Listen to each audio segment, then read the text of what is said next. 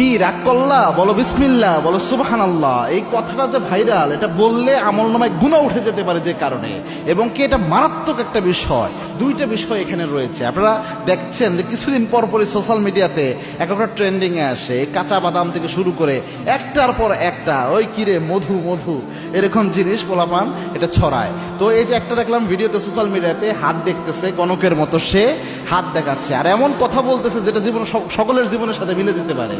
আর দেখার পরে বলতেছে যে ঠিক কি না, ওই ছেলে বলতেছে ঠিক। কি রাগ করলা, কয় না, বলো বিসমিল্লাহ, বলো সুবহানাল্লাহ। এখানে প্রথম যে বিষয়টা হয়, রসুলের একটা হাদিস জানেন, আল্লাহর হাবিব সাল্লাল্লাহু আলাইহি ওয়াসাল্লাম জানিয়েছেন, আবু হুরায়রার বর্ণনা, মান আতা কাহিনান, কোন ব্যক্তি যদি গণকের কাছে যায়, গণকের কাছে যে হাত দেখায়, আল্লাহর হাবিব জানিয়েছেন যাওয়ার সাথে সাথে 40 দিনের আমল বাতিল হয়। আরেক বর্ণনায় এসেছে, আল্লাহর হাবিব বলেছেন রসুলের উপর যা নাজিল হয়েছে সবকিছু অস্বীকার করার গুনাহ আল্লাহ আমলনামায় দিয়ে দেয়, সবকিছুর সাথে কুফরি করা হয়ে যায়।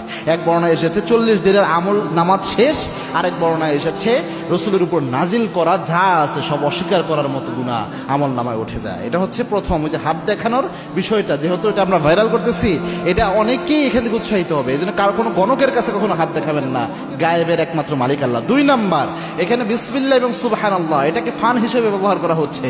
এই যে আপনি যে কোনো বন্ধুর সাথে দুষ্টামি করে, একটা ফাইজলামি করে বলে কি রাগ করলা, বল বিসমিল্লাহ, বল সুবহানাল্লাহ। এই যে বিসমিল্লাহ সুবহানাল্লাহ, এটা কিন্তু মারাত্মক একটা শব্দ। আল্লাহ রাব্বুল আলামিনের বরকতময় নাম বিসমিল্লাহ, সুবহানাল্লাহ, তাসবিহ আল্লাহ রাব্বুল আলামিনের বরকতময়, এগুলার অসংখ্য ফজিলত রাসূল সাল্লাল্লাহু আলাইহি ওয়াসাল্লাম হাদিসে বলে গিয়েছেন। তো এই এগুলা নিয়ে যদি আপনি ফাইজলামি করেন বা ফান করেন, এগুলা যদি আপনি আপনার স্বাভাবিকভাবে মজা করার জন্য ব্যবহার করেন, তো এটা তো মারাত্মক, এবং এই ক্ষেত্রে অসম্মানজনক হলে ঈমান নষ্ট হয়ে যেতে পারে। এই জন্য এই কাজটা যেন আমরা না করি। শুধু যদি বলা হতো এতটুকু কি রাগ করলা, এটা একটা আলাদা হিসাব হতো, কিন্তু পোলাপান দেখি বিসমিল্লাহ সুবহানাল্লাহ সহ এইভাবে বলতেছে। এজন্য একটু সাবধানতা অবলম্বন করা উচিত, যে বিসমিল্লাহ সুবহানাল্লাহ শব্দটুকু নিয়ে আমরা যেন ফাইজলামি না করি, যোগ না করি। এগুলো অনেক যুবক ভাই হয়তো আপনাদের কষ্ট লাগতে পারে, কি তোমরা রাগ করলা।